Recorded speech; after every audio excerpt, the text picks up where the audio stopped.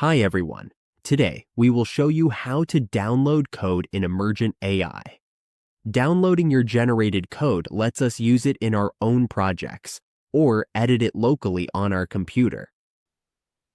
We will walk you through how to export and save the code easily.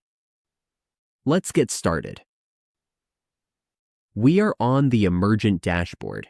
If we already have a created app, like a calculator, and we want the code for it, we just need to double-click it. The code will then be displayed. Once we click the code, we will see a payment option. We just need to pay for it, either the standard or the pro version. After making the payment, the card will look like this, and it will now show the code.